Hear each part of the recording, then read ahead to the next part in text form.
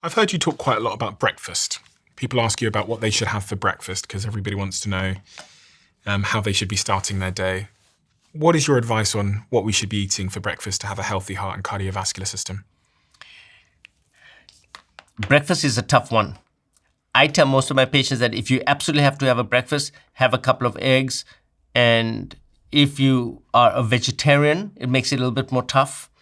But you can have some kefir with 2 to 3 blueberries, 2 to 3 blackberries, and about 4 blueberries in it. And then you put your inulin powder in it, and that's your breakfast. That's all you should have. But a heavy breakfast, and also breakfast, in my opinion, breakfast should be, we should pass breakfast for most adults and just go for lunch and dinner only. Because then you can do your 18-6. If you're absolutely going to have breakfast, then you have breakfast and lunch and then no dinner. But you got to plan 18 hours. 18 hours is optimal, and we can do it. A lot of people say they can't do it, but most of us can do it. You will notice how much more energy you have.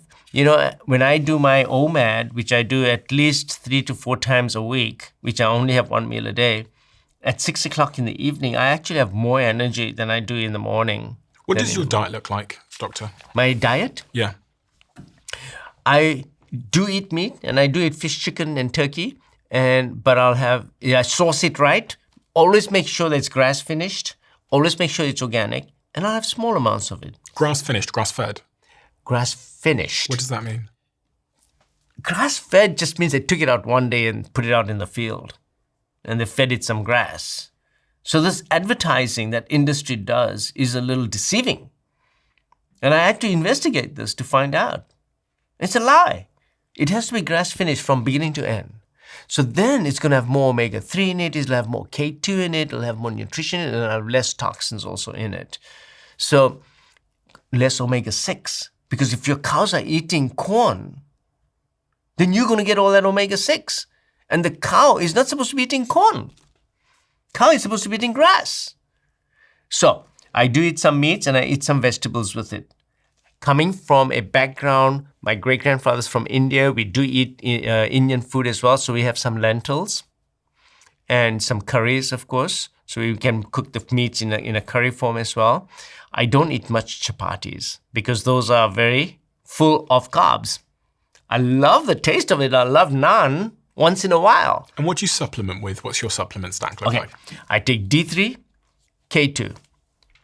Omega-3, fish oil, so I take two capsules every day.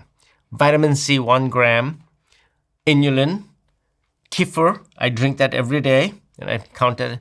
Magnesium, and I take nattokinase. Nattokinase, I take about 8,000 units a day. What it is that it does thin the blood a little bit, so that you're less likely to make blood clots. Part of metabolic syndrome is a tendency to make blood clots and have a high fibrinogen level. My fibrinogen level was at the upper limits of normal, so I just take nattokinase. It doesn't cause any bleeding or any problems like that. And then I also take a probiotic. And it's basically is called Megaspores probiotic. So it's spores. There's no real bacteria in there. It's all spores. What's a spore? A bacteria can survive by sporulating. So it becomes a spore. So it's no longer a bacteria, it's a spore, but it'll germinate under the right circumstances. So these little things, they are the spores of the bacteria that are in soil. So soil has certain species of bacteria, the bacillus species. The spores I consume, they go in my gut because remember, if I take a probiotic, the acidity in my stomach is going to kill most of the bacteria. So what does the spore do? Sorry. So the spore passes through the stomach, goes all the way down to your intestines, and then it germinates there, it grows there. So now the spore becomes a bacteria. Okay. So it gets past that acidity of your stomach. So I do take that as a supplement as well. Dr. J, what is the most important thing we didn't talk about that we should have talked about? For the people at home that have clicked on this episode. And, I guess one way that you might tackle this question is just by thinking about the most popular questions you get asked from your audience on a daily basis that we might not have covered today. How can I screen myself right now? What test should I do right now to see at what stage of inflammation and coronary artery disease am I in? Because coronary artery disease is the number one cause of death and inflammation is the underlying cause. So what test should I be doing right now? That is an important question. If you're over the age of 30 and you have concerns, 1, get a coronary calcium score. If your coronary calcium score is 0, you have no calcium, then you are in a good place. If you have coronary calcium, you need to go see a good cardiologist that's going to do a prevention program because it means you already have atherosclerosis. Atherosclerosis meaning plaque. Hardening of the arteries. Okay. Number 2, you need a good blood test to look for inflammation. The blood test that I order is called a Cleveland Heart Labs. In it, you get your HDL, LDL, cholesterol, but you look at particle sizes. Is my LDL small, dense? If it is small, dense particles, is it oxidized? Yes, I have a problem. My CRP level, other inflammatory, interleukin-6, tumor necrosis factor, hemoglobin A1C, sugar level, all these are part of that panel of tests. So you should get a good inflammatory panel, which is the Cleveland Heart Labs. So those are the 2 things that everyone must do. Get a coronary calcium score, all adults, and do an inflammatory panel. Inflammation. You got to know whether you have, look, you may not feel inflammation. It's not like you get a big pimple and it's going to hurt you. But if you have inflammation in the body, yeah, you could know about it. How? You have mental fog. I'm not optimal, doc. My memory is going down. I'm depressed. Depression is inflammation. Depression is not something psychological, okay? Now, this I have to stress to you, and I tell my patients, you come in and say, I'm depressed. You're depressed because that very symptom of depression is a symptom of your inflammation. You can be depressed about something that, oh, my car's not working very well. That's a difference from depression.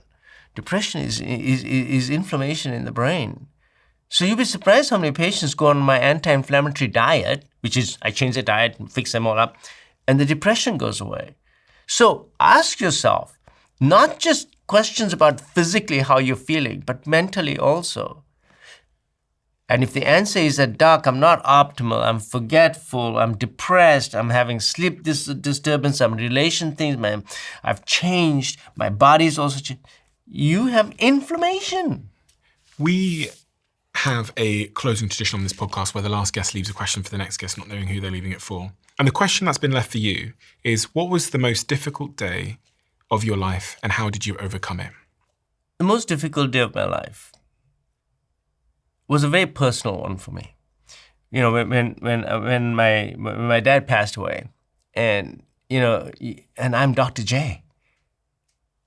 And when he was sick and he didn't want to go to the hospital, and then he passed away in his sleep, and then you always ask yourself, could I have done something differently?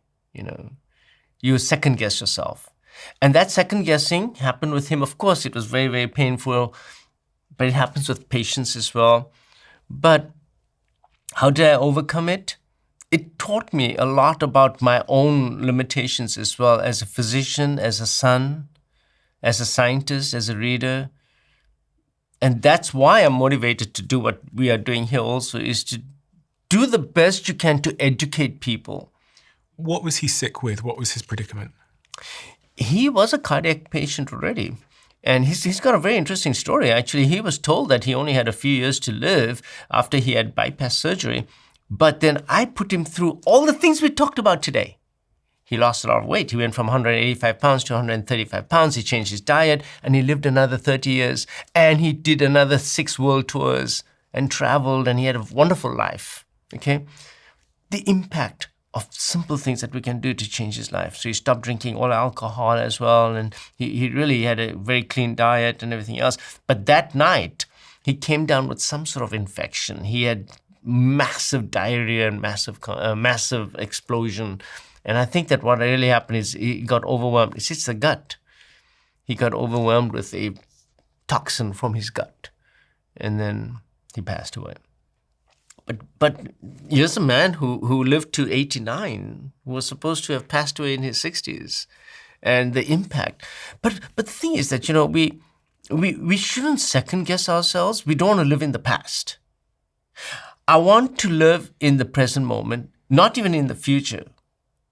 So all these things have taught me to live in the moment. And one of the skills I've developed is just that when I'm with you, I'm only with you. If I'm doing your surgery, I'm only doing your surgery. If I'm having a conversation with you, you and I are the only people that matter right now. And this being in the moment, that ability to be that, is something I learned over time. Because before, something bad happens, your next case, you're still reminiscing about that and you're regretting that. You can't do that. Life is only expressed in this moment, right now. So learning how to live in the moment applies not only to me, but to everybody. We're all living in the past otherwise. Or we're worried about the future. So how do you learn present moment awareness and live in this moment so that we will be happier, we can do what we want to do, make the changes we need to make, get the courage and have the willpower to go out and make a difference to yourself and to everyone around you? Starts with you being here. Are you here? Or are you in your past? Or have you gone off into the future? That's a skill that medicine has taught me, and I've become humbled by it. And this is something that I have learned. And I want to pass on to all my patients too as well. Okay, you've got all these things going on, but learn to live in the moment. If you love the Diary of a CEO brand and you watch this channel, please do me a huge favor. Become part of the 15% of the viewers on this channel that have hit the subscribe button. It helps us tremendously, and the bigger the channel gets, the bigger the guests.